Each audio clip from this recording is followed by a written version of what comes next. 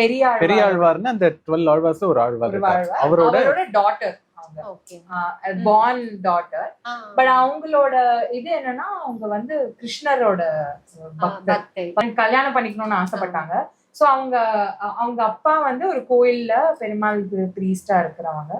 அவரு வந்து அவங்க வீட்லயே பூ தொடுத்து அவங்க டாட்டர் கிட்ட அந்த பூ தொடுக்கிற ஜாப் கொடுப்பாங்க. டெய்லி பெருமாளுக்கு போட வேண்டிய பூ அவங்க என்ன பண்ணுவாங்க, அவங்களுக்கு ரொம்ப பிடிக்கும்ன்றதுனால அவங்க அந்த பூ மாலைய வந்து அவங்க மேலேயே போட்டுக்கிட்டு டெய்லி போய் அது யாருக்கும் தெரியாம போட்டு பார்ப்பாங்க. ஓகே, எனக்கும் பெருமாளுக்கும் கல்யாணம் ஆனா இப்படிதான் நாங்க இருப்போம் அப்படின்னு சொல்லி அந்த மாலையை போட்டு பார்த்து டெய்லி அவங்க ப்ரே பண்ணுவாங்க. ஐ மீன் அந்த கோயிலுக்கு போட்டுட்டு அதுக்கப்புறம் தான் சாமிக்கு கொடுப்பாங்க. யாருக்கும் தெரியாது. பட் ஒரு நாள் வந்து இது அவங்க அப்பாக்கு தெரிய வந்து அவங்களுக்கு ரொம்ப கோவம் வந்துருது. திட்டி இனிமேல் நீ பூ தொடுக்க வேணாம் அப்படின்னு சொல்லி இது பண்ணிடுறாங்க. ஆனா வந்து புதுசா ஒரு மாலையை வாங்கி அதை வந்து போடும்போது பெருமாள் அதை அக்செப்ட் பண்றது இல்ல. அது வந்து அது விழுந்துருது. என்ன அவங்களுக்கு தெரிய வருதுன்னா, ஆக்சுவலா எப்படி கண்டுபிடிக்கிறாங்கன்னா, அந்த மாலையில வந்து ஒரு முடி வந்து இருக்கு.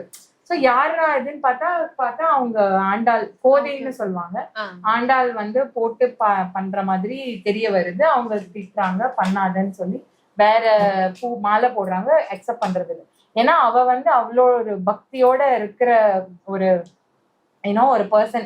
பெருமாள் மேல அவ்வளோ பக்தினால கல்யாணம் பண்ணிக்கணும்னு ஆசைப்படுறவங்க.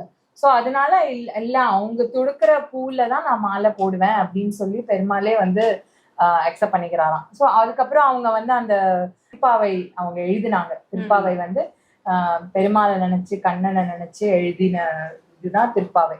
சோ அதனாலதான் அவங்க ஒன் ஆஃப் தி ஆழ்வார். காதல் எவ்வளவு புனிதமானதோ அழகானதோ அது மாதிரி நீங்க சொல்றதும் ரொம்ப அழகா இருக்கு அந்த கதைய. And okay.